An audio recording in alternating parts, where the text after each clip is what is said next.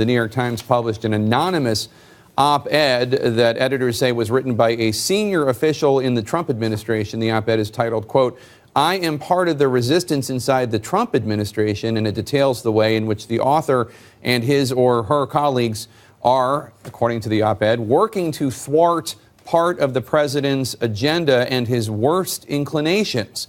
The author writing, quote, "To be clear, ours is not the popular resistance of the left. We want the Trump administration to succeed and think that many of its policies have already made America safer and more prosperous. But we believe our first duty is to this country, and the president, President Trump, continues to act in a manner that is detrimental to the health of our republic. That is why many Trump appointees have vowed to do what we can to preserve our democratic institutions while thwarting Mr. Trump's more misguided impulses until he is out of office." A shocking op-ed written by an anonymous senior official in the Trump administration. CNN's Caitlin Collins is at the White House for us.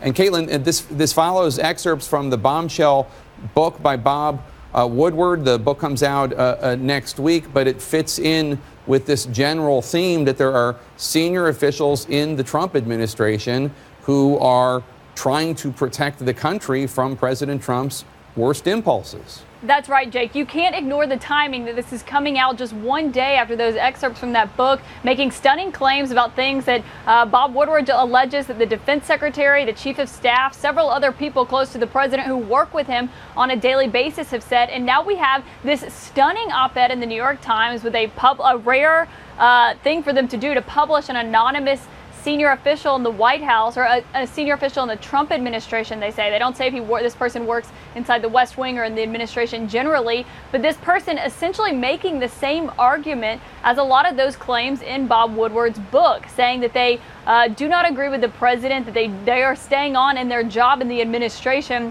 to help thwart what the president wants to do in order to essentially save the country here, Jake. Not only does this person go on to make these stunning claims, they cite other people that they say agree with them and feel the same way, that are working inside this administration, who do not agree with the president, but are here essentially, they say, to save the nation from the president. They cite one person who says there is no telling whether President Trump is going to change his mind from one minute to the next. Now, Jake, this is stunning, but of course, over the next few hours and days, this is going to raise the question here inside the White House of who this person is that went to the New York Times, wrote this lengthy op-ed, essentially backing up every single claim that is made in that Bob Woodward book about the president and his presidency here.